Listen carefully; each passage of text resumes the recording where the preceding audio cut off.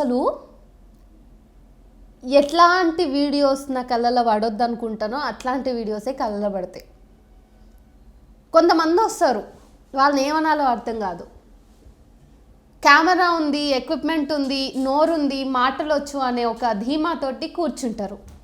చాలా అభ్యుదయాన్ని వ్యక్తపరచాలని చూస్తారు. కానీ ఎంత పెద్ద తోపైనా ఒక చిన్న పాయింట్ దగ్గర నిజమేంది, అసలు రంగేంది అన్నది బయట పడక తప్పదు కదా. అది జరిగింది. నా పాటికి నేను కంటెంట్ చేసుకుందాము, సరే ఏం నడుస్తుంది చూద్దామని చెప్పేసి యూట్యూబ్ ఓపెన్ చేసిన. ర్యాండమ్గా ఒక థంబ్నెయిల్ కనబడ్డది. ఇదే అది, పోలీసులు గాజులు తొడుక్కున్నారా, హిందువులారా ఇది చూడాల్సిందే అని చెప్పేసి. అరే అదేంది, పోలీసులు గాజులు తొడుక్కున్నాడేంది? గాజులు ఎవరైనా తొడుక్కుంటారు కదా, గాజులు తొడుక్కోవడం ఎందుకు వచ్చింది, అసలు ఇక్కడ గాజులు అనే పాయింట్ ఎందుకు వచ్చింది అని చెప్పేసి డౌట్ వచ్చింది. ఇంతకుమారా పిల్లగాడు ఏం మాట్లాడుతున్నాడు ఏంది ఒకసారి తెలుసుకుందామని చెప్పేసి ఓపెన్ చేసిన. ఛానల్ ఓపెన్ చేస్తే మస్తు వ్యూస్ ఉన్నాయి, మస్తు సబ్స్క్రైబర్స్ ఉన్నారు. 1.44 సబ్స్క్రైబర్స్ ఉన్నారు. వీడియో కూడా చూసిన, చాలా అభ్యుదయాన్ని మాట్లాడిండు, కాన్స్టిట్యూషన్ గురించి మాట్లాడుతున్నాడు. పిఎం మోడీ కూడా లాస్ట్కి ఎవరైనా సరే భారతదేశ వ్యాప్తంగా కాన్స్టిట్యూషన్కి కట్టుబడి ఉండాలని చెప్తున్నాడు. ఇంకా చాలా మాట్లాడుతున్నాడు. అంటే ఏ మతానికి కూడా నేను అగెన్స్ట్ కాదు అది ఇది అని చెప్పేసి. వావ్ బాగుంది, అంత కంటెంట్ బాగా చెప్పినావు, మరి ఒక్క పాయింట్ దగ్గర మిస్ అయినావు ఫ్రెండ్, ఎందుకో నాకు అర్థం కాలే. పోలీసులు, గవర్నమెంట్ వ్యవస్థ వీళ్ళందరి చేతులకు గాజులు తొడుక్కొని కూర్చున్నారా, అఘోరాలు మతం పేరు చెప్పి దొంగ బాబాలు ఇట్లొచ్చి సనాతన ధర్మాన్ని పాడు చేస్తూ ఉంటే అని చెప్పేసి మాట్లాడిండు. ఇగో నీకు ఏదైనా ఇష్యూస్ ఉంటే నువ్వు అనుకో, అఘోరాన్ అనుకుంటావా అఘోరాన్ అనుకో, లేకపోతే వ్యవస్థలో ఉన్నటువంటి లోపాలను ఎత్తి చూపిస్తావా చూపించు. మత రాజకీయం చేసుకుంటా జనాలను ఎట్లా పిచ్చోళ్ళని చేస్తున్నారు రాజకీయ నాయకులు అన్నది చెప్తావా చెప్పు. నువ్వు ఏమన్నా మాట్లాడు నీ ఫీల్డ్లో ఉన్నంత వరకు. కానీ నువ్వు అవుట్ ఆఫ్ ది కంటెంట్ వచ్చి అసలు అక్కడ కాంటెక్స్టే కాదు, గాజులు ఎందుకు వచ్చినాయి అక్కడ, అఘోరీ చేస్తున్నటువంటి దౌర్జన్యాలు, అఘోరీ చేస్తున్నటువంటి అరాచకాలని ఎండగట్టాలి అన్నప్పుడు అఘోరీ గురించి మాట్లాడాలి. తర్వాత వ్యవస్థ ఎట్లా ఫెయిల్ అవుతుంది, ఇట్లాంటి దొంగ బాబాలు, దొంగ అఘోరీలు మతం పేరు చెప్పుకొని, ధర్మం పేరు చెప్పుకొని ప్రజలందరినీ పిచ్చి వాళ్ళని చేస్తున్నారు, మరి వ్యవస్థ ఎందుకు ఇట్లా విఫలమవుతుంది, వ్యవస్థ ఎవరికి భయపడుతుంది, పోలీసులు ఎవరికి భయపడుతున్నారు, ఇవన్నీ మాట్లాడు, చాలా బాగుంటుంది. కానీ ఏం మాట్లాడుతున్నావు, పోలీసు వాళ్ళు, గవర్నమెంట్ వీళ్ళందరూ గాజులు తొడుక్కున్నారా అని ఎందుకంటావు? మహిళల టాపిక్ మీరందరూ ఎందుకు తీసుకొస్తారు? ఎవరైనా ఏదైనా తప్పు చేస్తే తిడితే అక్కడ మహిళలు అనే వాళ్ళు బూతుల రూపంలో వస్తారు. మీకు ఏదైనా అవసరాలు ఉన్నప్పుడు మహిళలు బానిసల్లాగా రావాలి. మీకు మాట సాయం కావాలన్నప్పుడు మళ్ళీ మహిళా బూతులనే మీరు తీసుకొని వచ్చి మీ పని అయ్యేలాగా చేసుకుంటారు. కొట్లాటలలో మహిళా అవయవాల మీద, అంటే స్త్రీల యొక్క అవయవాల మీద కూడా మీరు బూతులుగా మాట్లాడతారు. సో ఇవన్నీ ఉన్నాయి. మరి ఇవన్నీ ఎందుకు జరుగుతూ ఉన్నాయి? ఈరోజు గాజులు తొడుక్కోవడం అనేది మీకు ఎందుకు అంత చులకనైంది? అంటే గాజులు తొడుక్కున్న వాళ్ళందరూ చాలా బలహీనులనా మీ ఉద్దేశం? శాతగాని వాళ్ళే గాజులు తొడుక్కుంటారనా మీ ఉద్దేశం? ఎగ్జాక్ట్గా ఆ మనిషి అందులో ఏమన్నాడో నేను మీకు చిన్న బిట్టు కూడా ఇస్తా. అన్ని అరాచకాలు జరుగుతుంటే ఈ గవర్నమెంట్స్ చేతిలో గాజులు వేసుకొని కూర్చున్నారా? ఎంత కోపం వచ్చిందంటే ఇంతకు ముందు కూడా పాడి కౌశిక్ రెడ్డి ఒకసారి పొలిటీషియన్స్కి, ఫలానా వాళ్ళకి, కాంగ్రెస్లో ఉన్నటువంటి ఎమ్మెల్యేలకి గాజులు చీర పంపిణీ చేస్తాము, గాజులు తొడుక్కుని కూర్చున్నారా అని చెప్పేసి అన్నాడు. సో వీడు ఎవడు పడితే వాడికి గాజులు తొడుక్కోవడం, చీర కట్టుకోవడం అనే ఈ ప్రతీకలన్నీ కూడా బానిసత్వానికి, చేతగాంతనానికి ప్రతీకలుగా కనిపిస్తున్నాయా? ఆడవాళ్ళ మీద, ఇంకా దళితుల మీద మన భారతదేశంలో తరాల నుంచి, యుగాల నుంచి ఉన్నటువంటి అణచివేత చాలదన్నట్టు మీకు 1.44 మిలియన్ సబ్స్క్రైబర్స్ ఉన్నారు. మరి అట్లాంటి వాళ్ళని మీరు ఎందుకు మిస్గైడ్ చేస్తున్నారు? అంటే అంతమందికి మీరు ఇంకొకసారి గుర్తు చేస్తున్నారా? గాజులు ఇవన్నీ కూడా ఈ మహిళా అలంకరణలో భాగమైనటువంటి ఈ ఏవైతే ఆభరణాలు ఉన్నాయో అవన్నీ మళ్ళీ మహిళ యొక్క ఏమంటారు వస్త్రాలంకరణ, ఇవన్నీ కూడా బానిసత్వానికి ప్రతీకలు, చేతగాంతనానికి ప్రతీకలు అని చెప్పేసి నువ్వు నీ 1.44 మిలియన్ సబ్స్క్రైబర్లకి ఇండైరెక్ట్గా నువ్వు ఇంజెక్ట్ చేస్తున్నట్టే కదా, అంతేనా కదా?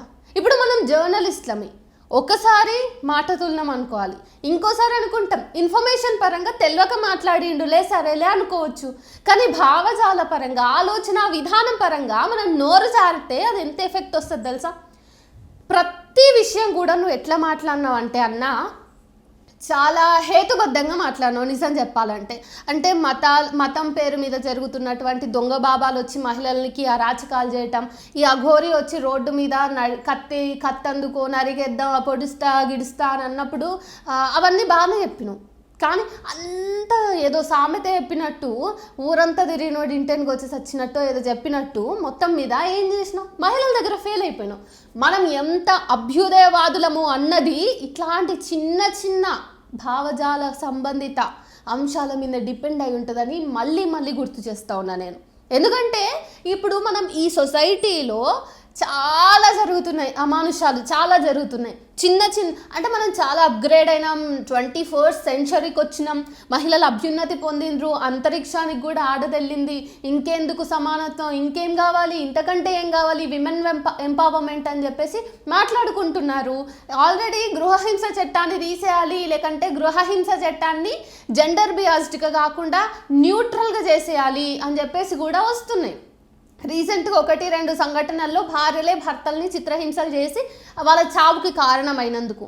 కానీ 1-2 సంఘటనల్ని బట్టి కొన్ని ప్రత్యేకమైనటువంటి చట్టాలని జనరలైజ్ చేయొద్దు, న్యూట్రలైజ్ చేయొద్దు అని చెప్పేసి మేము ఫైట్ చేస్తూ ఉన్నాం, మేము వాయిస్ ఇస్తూ ఉన్నాం. మరి ఈ నేపథ్యంలో మళ్ళీ మీరు ఇంత అభ్యుదయాన్ని మాట్లాడిన మీరే మరొక చిన్న పాయింట్ దగ్గర మళ్ళీ ఇక్కడ జెండర్ డిస్క్రిమినేషన్ని తీసుకొచ్చి జెండర్ పరమైనటువంటి ఒక అణచివేతకి మార్కైన ఒక మాటను మీరు ప్రయోగిస్తున్నారంటే మిమ్మల్ని జర్నలిస్ట్ అనడానికి నాకు మనసు ఒప్పట్లేదు. I'm so sorry.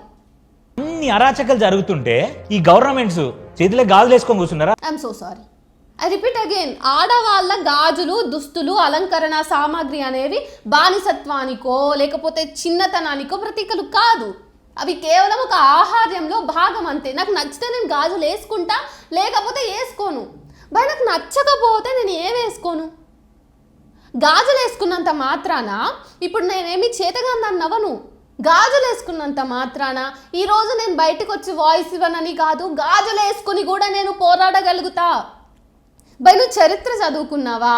చరిత్ర వ్యాప్తంగా నువ్వు చూసుకుంటే చాలామంది మహిళామణులు చీరగట్టి గోసిగట్టి చేతులకు గాజులు తొడుక్కొని ఆడవాళ్ళ ఏదైతే ఆహార్యం ఉంటుందో, వాళ్ళ అలంకరణ వస్తువులు ఉంటాయో వాటన్నింటిని ధరించి కూడా ఉద్యమాలు చేసిన నేపథ్యం ఉంది, యుద్ధాలు చేసిన నేపథ్యం కూడా ఉంది.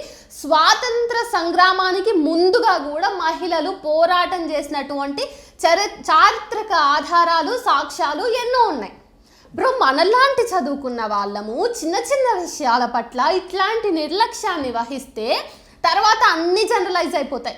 ఆల్రెడీ మహిళకి సంబంధించినటువంటి బూతులు అన్నీ కూడా చాలా విశ్వవ్యాప్తం అయిపోయి ఉన్నాయి. మన భారతదేశంలో అయితే చెప్పడానికి కూడా అసలు చెప్పే అవసరం కూడా లేదు. చిన్న పిల్లల కాడి నుంచి ఈరోజు బూతులు మాట్లాడతారు. వాళ్ళు మాట్లాడే 5 బూతులలో ఖచ్చితంగా 4 బూతులు ఆడవాళ్ళ అవయవాల చుట్టూ తిరుగుతూనే ఉంటాయి.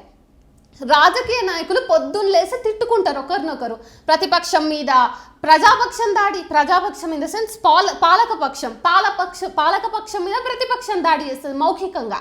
ఆ వర్బల్ వయలెన్స్ మొత్తం మీద మహిళకి సంబంధించినటువంటి బూతులు ఖచ్చితంగా ఉంటాయి. మరి ఇట్లాంటి నేపథ్యంలో జర్నలిస్ట్గా మనం ఉన్నప్పుడు న్యూట్రల్గా ఉండాలి. న్యూట్రల్గా ఇన్ ద సెన్స్, సరే నువ్వు నిజాలు చెప్పినావు, మతం పేరు మీద జరుగుతున్న అరాచకాల గురించి భారతదేశ వ్యాప్తంగా ప్రధానమంత్రి సహా సామాన్య పౌరుడి వరకు కాన్స్టిట్యూషన్కి మాత్రమే కట్టుబడి ఉండాలి అని చెప్పేసి ఇంత మంచి మాట చెప్పిన నువ్వు మహిళల విషయంలో మాత్రం మహిళల ఒక్కొక్క వస్తువుని తీసుకొని చులకన భావానికి ప్రతీకగా వాడటం వెనుక ఖచ్చితంగా నేను ఖండిస్తున్నా. నేనే కాదు, ఎవరైనా ఆలోచన పరులు ఉంటే వాళ్ళు ఖచ్చితంగా ఖండించాల్సిందే. ఈరోజు గాజులు, చీర ఇవన్నీ చేతగానితనానికి ప్రతీకలు అయిపోయినాయి. నిజానికి ఆడదాన్నే చేతగానితనానికి ప్రతీకగా ఒక సెకండ్ జెండర్గా ట్రీట్ చేస్తున్న మనలాంటి కన్జర్వేటివ్ సొసైటీస్లో మీలాంటి నాలాంటి చదువుకున్న జర్నలిస్టులే బయటకు వచ్చి ఇట్లాంటి జెండర్ బియాస్డ్ స్పీచెస్ ఇస్తూ ఉంటే చూసేటటువంటి ప్రజలు ఏమనుకోవాలి? సరే, నువ్వు పెట్టిన వీడియోకి 500 చేంజ్ ఆఫ్ వ్యూస్ వచ్చినాయి, కానీ ఒక్కరైనా దాన్ని తీసుకోరా? నీకు 1.44 మిలియన్ ప్రజలు ఉన్నారు, సబ్స్క్రైబర్స్ ఉన్నారు. వాళ్ళకి ఎంత వాల్యూ కంటెంట్ని నువ్వు యాడ్ చేస్తున్నావు, వాళ్ళ లైఫ్లో నీ కంటెంట్ ఎంత వాల్యూ యాడ్ చేస్తుంది అన్నదాన్ని చూస్తే ఇట్లాంటి కుంచిత స్వభావాన్ని నువ్వు వాళ్ళకి నూరిపోస్తున్నావు అని తెలిస్తే ఎంత అంటే నీకైనా ఎంత డిస్రెస్పెక్ట్ఫుల్ థింగ్ అది, అంత బాగా మాట్లాడి. సో నెక్స్ట్ టైము అందరికీ చెప్తున్నాను నేను, ఇది ఈ అన్నకు ఒక్కరికే కాదు, నెక్స్ట్ టైం ఎవరైనా ఏదైనా మాట్లాడే ముందు మహిళలకి సంబంధించి ఎల్జీబీటీక్యూ కమ్యూనిటీకి సంబంధించి, లేదంటే ఒక జెండర్కి సంబంధించి, ఒక కులానికి, ఒక వర్గానికి, ఒక సెక్టార్కి సంబంధించి వాళ్ళ యొక్క ఏవైతే ప్రతీకలు ఉంటాయో వాటిని తీసుకొని తక్కువ చేసి మాట్లాడటం చేయకండి. పోలికలకు ఇవి సరిపడని మాటలు, పోల్చుకోదగ్గవి కావు ఇవి. ఆల్రెడీ చాలా మన రాజకీయాల్లో ఎంత గబ్బుందో అంత గబ్బుంది. అంత గబ్బులోకి ఆడవాళ్ళని అవసరం ఉన్నప్పుడు లేనప్పుడు ప్రతిసారి ఇలాగే ప్రయత్నాలు జరుగుతూనే ఉన్నాయి. ఇకపోతే అఘోరి దగ్గరికి వద్దాం. అఘోరి ఏం చేసినా కానీ మన దేశంలో దేశవ్యాప్తంగా, not only in Telangana are Andhra Pradesh, పూర్తిగా దేశవ్యాప్తంగా అఘోరి ఏం చేసినా కానీ చాలా ఈజీగా చలామణి అవుతుంది. రీసెంట్గా ఎవరికైనా అన్యాయం జరిగినప్పుడు పోలీసులు ఏం చేస్తున్నారంటే, లైక్ ఫర్ ఎగ్జాంపుల్ రీసెంట్గానే సూర్యాపేటలో ఒక దళిత యువకుడి మీద మర్డర్ జరిగింది. ఆ అబ్బాయిని చంపేశారు. ఇది కులహత్య. సో ఈ నేపథ్యంలో పోలీసు వాళ్ళు బాధితుల పక్షాన ఉండాలి నిజానికైతే. కానీ అక్కడ ఏమైందంటే పోలీసు వ్యవస్థ కూడా పూర్తి స్థాయిలో బాధితులని ప్రొటెక్ట్ చేసే విషయంలో అంత ఫుల్ ఫ్లెడ్జ్డ్గా వర్క్ చేయలేదు, అది కనిపిస్తూ ఉన్నది. కానీ ఇక్కడ అఘోరి విషయంలో ఏమైంది, చాలా ఈజీగా అఘోరిని ప్రొటెక్ట్ చేసే పరిస్థితి వచ్చింది. ఫస్ట్ నుంచి అఘోరి ఫస్ట్ టైం మీడియాలోకి వచ్చి నానా రచ్చ చేస్తున్నప్పుడే పోలీసు వ్యవస్థ అలర్ట్ అయ్యి అఘోరి మీద కేసులు పెట్టి జైల్లో పెట్టుంటే ఆమె భయపడో, లేకపోతే ఇక సార్లే ఎందుకు వచ్చిన గొడవ అనుకున్నా ముడుచుకుని కూర్చునేది. ఇప్పుడు ఏమైంది, మీరు ఆమె ఎన్ని చేసినా, ఆమె మనిషి మాంసం తిన్నా మీరేమనలేదు, ఆమె రోడ్డు మీదకి వచ్చి నానా రచ్చ చేసినా మీరేమనలేదు, ఆమె దారుణంగా నగ్నంగా తిరుగుడేంది. దిగంబరంగా ఉండడానికి ఇదేమైనా అస్తవ్యస్తమైన వ్యవస్థనా? కాదు కదా. ఒక కాన్స్టిట్యూషన్ పరంగా మనం అందరం చట్టబద్ధంగా నడుచుకుంటా ఉన్నప్పుడు మరి మనకంటూ బాధ్యతలు ఉంటాయి కదా. ఆమె మాట నోరు తెరిస్తే చాలు, నాకు ఫ్రీడమ్ ఉంది, నాకు రైట్స్ ఉన్నాయి అని అంటుంది. మరి ఆమెకి రెస్పాన్సిబిలిటీస్ కూడా ఉంటాయి కదా. Always in this constitutional India rights అనేవి ఖచ్చితంగా డ్యూటీస్ని ఫాలో అవుతాయి అంతే. మనకు ఉన్నటువంటి పౌర బాధ్యతల వెనుకనే పౌర హక్కులు ఉంటాయి. ఇవి మనం గుర్తుపెట్టుకోవాల్సిన అంశం. మరి అఘోరి ఫస్ట్ బయటకు వచ్చినప్పుడు మనం కట్టడి చేయలేం కాబట్టి, అప్పుడు ఫెయిల్ అయినాం కాబట్టి, అప్పుడు ఆమెకు ఒక లేని సెన్సేషన్ని క్రియేట్ చేసినాం. అరే అఘోరి మాత, ఫీమేల్ అఘోరి అని చెప్పేసి ఆమె జెండర్ చుట్టూ, ఆమె అవయవాల చుట్టూ చేసి మీడియా పబ్బం గడుపుకున్నది. ఇక మీడియా పబ్బం గడుపుకున్న వెంటనే ప్రజలు కూడా మతం అనేది మనకి చాలా వీక్నెస్ కాబట్టి మతం పేరు వచ్చింది కాబట్టి చాలామంది ఆమెను దేవతగా ట్రీట్ చేసిన సందర్భాలు ఉన్నాయి. ఇంకా పోలీసు వ్యవస్థ ఏం చేస్తుంది, కేంద్రంలోనే అంటే అధికారంలో కేంద్ర ప్రభుత్వం ఏదైతే ఉందో బీజేపీ పార్టీ అదే మతానికి కొమ్ము కోసి అదే మత రాజకీయాలు చేస్తున్న సందర్భంగా సనాతన ధర్మం పేరు చెప్పి ఎవరైనా బయటికి వస్తే వాళ్ళని ఏమన్నా అందమంటే ఓహో ఈ వ్యవస్థకి శాత కాదు. నిజం చెప్పాలంటే పోలీసు వాళ్ళైనా కానీ వేరే ఇతర పార్టీ రాజకీయ నాయకులైనా కానీ సనాతన ధర్మం పైన జరుగుతున్నటువంటి అంశం మీద మాట్లాడాలంటే గజ్జ అనుకుతారు. అదంతా కేంద్ర ప్రభుత్వం ఎఫెక్ట్. ఎందుకంటే విధి విధానాల్ని ప్రశ్నించినా కానీ, జరుగుతున్నటువంటి అన్యాయాల్ని దేశవ్యాప్తంగా ప్రచారం చేసినా కానీ, ఒక్క ప్రశ్నను సంధించినా కానీ ఈరోజు కేంద్ర ప్రభుత్వము గన్ను ఎక్కుపెట్టి గుళ్ళు పేర్చి మనుషులని చంపుతుంది. మరి ఈ నేపథ్యంలో పోలీసు వ్యవస్థ ఖచ్చితంగా అఘోరిని ఏమనరు. కానీ మరి ఇప్పుడు ఎవరి కంట్లో పొడుచుకున్నారు, మీ వేలుతో మీ కంట్లో పొడుచుకున్నట్టే కదా. ఆ తర్వాత మరి ఫస్టే కట్టడి చేయలేరు, ఇప్పుడు ఆమె రోడ్డు మీదకి వచ్చింది. మీరు ఇచ్చిన చనువుతోనే కదా ఆమె కత్తి తీసుకురా పొడుస్తా అని చెప్పేసి వీరంగం సృష్టిస్తూ ఉంది. మీరు ఇచ్చిన చనువుకే కదా. అదొకటి. ఇక ఈమెకి ఎక్కడ లేని అటెన్షన్ వస్తుంది, ఏడపోయినా అటెన్షన్. చాలా కంట్రోల్ చేసుకుంటున్నాను నేనైతే అఘోరి విషయంలో మాట్లాడకుండా ఉండడానికి. కానీ ఏమైపోతుంది ఇట్లాంటి అఘోరి వాళ్ళు వీళ్ళందరి వల్ల మతానికి సంబంధించినటువంటి ఒక తీవ్రమైనటువంటి టెన్షన్ అనేది కూడా క్రియేట్ అవుతూ ఉన్నది. ఆమె ఏడికి పోతా అక్కడ మనుషులందరూ డిస్టర్బ్ అవ్వాల్సి వస్తుంది, ట్రాఫిక్ ఆంక్షలు పడతా ఉన్నాయి, అంటే ట్రాఫిక్ చెల్లాచెదురైపోతుంది, అక్కడ ఒక లేని అటెన్షన్ క్రియేట్ అయిపోయి ఉన్నటువంటి ప్రజలు ఎవరైతే ఉన్నారో సామాన్య పౌరులు వాళ్ళకి చాలా డిస్టర్బెన్స్ నడుస్తూ ఉంది. ట్రాఫిక్ జామ్ అవనివ్వండి, లేకపోతే చాలా రకాలైనటువంటి డిస్టర్బెన్సెస్ క్రియేట్ అవుతున్నాయి ఆమె వల్ల.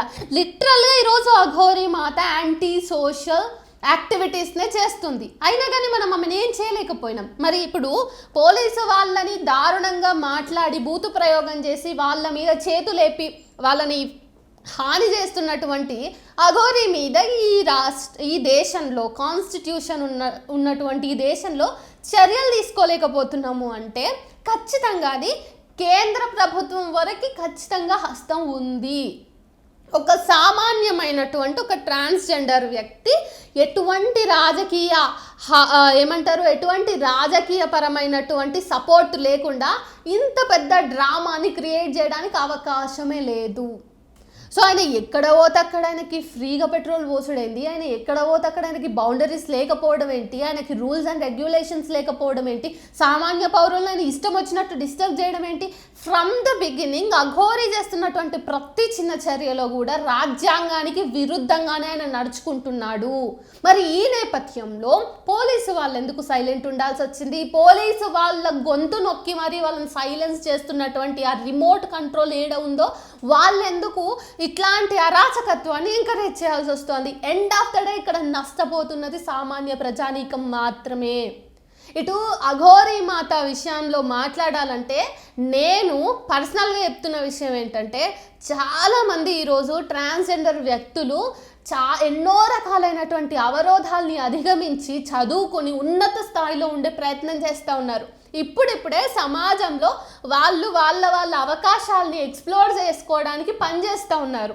ఇప్పుడు వాళ్ళకి కొన్ని హక్కులు ఉన్నాయి, ఇంకా హక్కులు సాధించాలి, ఆ హక్కులన్నింటినీ సాధించడానికి ఉద్యమాలు చేస్తూ ఉన్నారు. వాళ్ళకు ఉన్నటువంటి చిన్న చితక అవకాశాలనే వాళ్ళు చాలా హ్యాపీగా చాలా ప్రొడక్టివ్గా సద్వినియోగం చేసుకొని జీవితంలో ఉన్నత శిఖరాలకి ఎదగడానికి వాళ్ళు చాలా కష్టపడుతూ ఉన్నారు. మరి ఆల్రెడీ సొసైటీలో ట్రాన్స్జెండర్ వ్యక్తుల మీద, ఎల్జీబీటీక్యూ కమ్యూనిటీ మీద, దళితుల మీద, మహిళల మీద ఒక రకమైనటువంటి తరాల నుంచి కొనసాగుతున్నటువంటి వివక్షత ఉన్న నేపథ్యంలో మరి ఇట్లాంటి ఘటనలు అఘోరి లాంటి మనుషుల్ని మనము ఎంకరేజ్ చేయడం వల్ల వాళ్ళ నుంచి మనం ఎంటర్టైన్ అవుతూ వాళ్ళని ఎంటర్టైన్ చేయటం వల్ల ఇప్పుడు కమ్యూనిటీ మొత్తం నష్టపోయే అవకాశం ఉంది.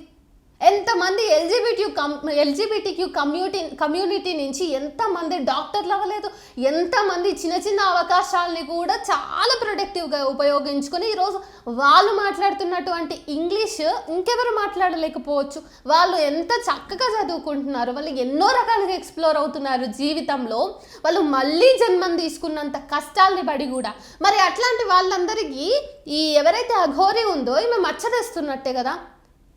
సో ఇట్లాంటి అఘోరీల్ని, ఇట్లాంటి ఎవరైతే పొద్దుకు అంటే పూటకొక వేషం వేసే పగటి వేషగాళ్ళని మనం ఎంత ఎంకరేజ్ చేస్తూ ఉంటామో, ఎవరైతే మన సమాజంలో వెనుకబడిన వాళ్ళు ఉన్నారో జెండర్ పరంగా కానీ, కులపరంగా కానీ, వర్గపరంగా కానీ, ఇంకే రకంగా అయినా వెనుకబడ్డ వాళ్ళు ఉన్నారో వాళ్ళందరికీ కూడా నష్టం జరుగుతుంది. సో చాలా కేర్ఫుల్గా యాంకర్స్ కానీ జర్నలిస్టులు కానీ ఎవరి గురించైనా మాట్లాడుతున్నప్పుడు ప్రతీకలుగా తీసుకునేటటువంటి ప్రతీకల మీద కొంచెం కాన్సన్ట్రేట్ చేయండి ఒక విషయం. తర్వాత విషయం ప్రజలకి ఇంకా మీడియా ఛానళ్ళకి కలిపి చెప్తున్నది ఏంటంటే అఘోరి లాంటి పూట గడపడానికి లేదంటే పొద్దు పోగొట్టుకోవడానికి వేషం వేసే పగటి వేషగాళ్ళను మీరు అస్సలు ఎంకరేజ్ చేయకండి. వాళ్ళ మీద కంటెంట్ కావాలంటే మీరు తీవ్రంగా సైంటిఫిక్గా జనాలు ఆలోచించేలాగా ప్రభుత్వాలు చర్యలు తీసుకునేలాగా, పోలీసు వాళ్ళు చర్యలు తీసుకునేలాగా మీరు ఏమైనా మాట్లాడండి, దానికోసం ఫైట్ చేయండి. మళ్ళీ చెప్తున్నా, ఎవరైతే జర్నలిస్టులు ఇట్లాంటి సైంటిఫిక్ టెంపర్మెంట్ని బిల్డ్ చేయడానికి మహిళలు, ఎల్జీబీటీక్యూ కమ్యూనిటీ, దళితులు, మైనారిటీస్ ఇంకొక స్టెప్ ఎదగడానికి హెల్ప్ చేస్తారో, వాళ్ళకు ఒక వాయిస్లెస్ పీపుల్కి ఒక వాయిస్గా ఉంటారో వాళ్ళందరికీ విమెన్ కలెక్టివ్ ఖచ్చితంగా సపోర్ట్ చేస్తుంది. So be careful while you are producing some content. Thank you.